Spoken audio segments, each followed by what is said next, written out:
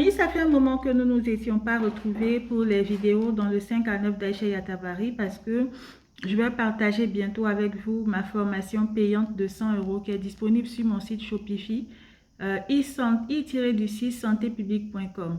Je reviens à nos différents projets d'approvisionnement d'énergie concernant l'Asie centrale, comment nouer des partenariats pour sécuriser l'approvisionnement énergétique de l'Europe, notamment en gaz naturel. J'ai parlé de réseau de pipeline oléoduc, j'ai parlé de réseau ferroviaire pour l'acheminement, pour le commerce international, j'ai parlé de réseau maritime. Aujourd'hui, je voudrais faire une suggestion à des pays comme l'Azerbaïdjan pour investir davantage le champ de l'Europe de l'Est des Balkans parce que c'est une zone stratégique. Pourquoi? Déjà pour la projection, pour l'approvisionnement en gaz naturel, les oléoducs, les pipelines, les réseaux d'approvisionnement en gaz naturel, les pays qui sont situés dans la région des Balkans sont dans une zone géographique stratégique pour l'approvisionnement de l'Europe en gaz naturel.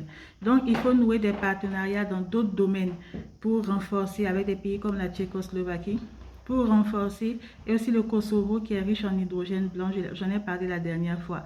Donc, pour renforcer les axes de coopération en vue de diversifier les réseaux d'approvisionnement de l'Europe, aussi bien en gaz naturel qu'en hydrogène. En hydrogène, j'ai parlé du réseau hydrogène de sud-est la dernière fois. Donc, quels peuvent être ces axes de coopération? J'ai parlé de santé, des problématiques communes qui partagent comme la tuberculose, mais il y a aussi l'exploitation des terres rares. Vous savez qu'en Chine, dans la région du Xinjiang, ils sont très riches en terres rares. Et les terres rares servent beaucoup dans la téléphonie mobile, c'est dans l'électronique en général, dans les voitures électriques. Mais pour revenir à la téléphonie mobile, pour revenir à un pays comme le Kosovo, c'est un pays qui est fréquent, où sont fréquents les tremblements de terre. Et la technologie, les startups, les deep tech dans le domaine de cette sphère-là ont développé, par exemple en Californie, en partenariat avec Google, des applications à base de téléphone, qui sont intégrées dans le téléphone pour prévenir, qui utilisent les accélérateurs du téléphone, donc qui sont présents dans le téléphone pour détecter les mouvements et vite déclencher l'alerte en cas de risque sismique. Donc, l'application s'appelle MyShake. Elle utilise la téléphonie mobile, les accélérateurs qui sont dans les téléphones. Donc, aujourd'hui, on peut faire beaucoup de choses avec la téléphonie mobile. La technologie, aujourd'hui, utilise beaucoup la téléphonie mobile, que ce soit pour les paiements, les transactions, la finance, que ce soit pour la santé, l'e-santé, l'e-commerce. La téléphonie mobile est très importante aujourd'hui.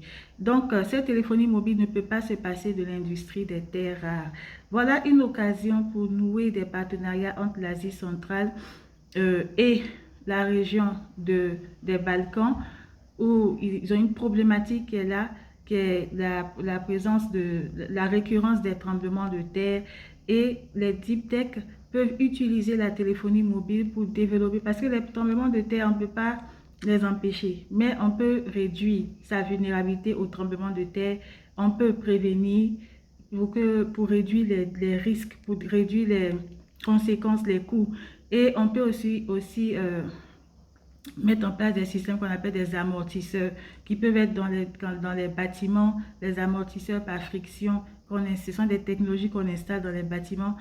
Et il y a aussi, en tout cas, il y a de nombreuses applications qui sont développées en Europe ici même qui utilisent la téléphonie mobile pour la gestion des catastrophes naturelles comme les tremblements de terre. Et toute l'électronique ne peut pas se passer des terres rares. Donc, tous ceux qui veulent investir le champ des deep tech, des startups dans le domaine des technologies, des nouvelles technologies, doivent sécuriser aussi leur approvisionnement en terres rares. Donc, voilà une raison pour cette région et pour l'Europe en général qui s'intéresse beaucoup aux Balkans, pour ces mêmes régions de positionnement géostratégique, de renforcer les relations avec l'Asie centrale, des pays comme l'Azerbaïdjan qui fournissent le gaz naturel, mais aussi la Chine avec des régions comme le Xinjiang qui fournissent les terres rares, parce que si ces pays des Balkans veulent développer les nouvelles technologies pour faire face aux dangers récurrents auxquels ils sont exposés, ils vont devoir développer le secteur de l'électronique et cela ne va pas sans un approvisionnement sécur en terres rares. Voilà, c'était mon petit live d'aujourd'hui et je vous rappelle l'événement Micro-entrepreneur After Work qui vise à connecter les acteurs de l'agroalimentaire qui sont en Afrique, qui sont ici en France, qui vise à connecter par exemple les femmes africaines qui sont dans le domaine de la cosmétologie, qui veulent sécuriser leur approvisionnement en ingrédients naturels en provenance d'Afrique, comme les racines de vétiver. Il y a des plantes médicinales aussi qui sont utilisées pour les savons, pour la cosmétologie. Donc, créer des connexions à ces partenaires, créer des connexions entre l'agroalimentaire et les chaînes d'approvisionnement en provenance d'Afrique, créer aussi des connexions entre le domaine de la parfumerie de luxe et des accessoires de luxe en provenance d'Asie centrale, d'Asie du Sud-Est, avec les acteurs qui sont présents ici en Europe. Donc, c'est vraiment de créer une connexion transversale public-privé avec aussi les décideurs publics et aussi avec les associations. Je vais en reparler dans la prochaine vidéo. Voilà, c'était mon petit live aujourd'hui et je vous souhaite une bonne journée.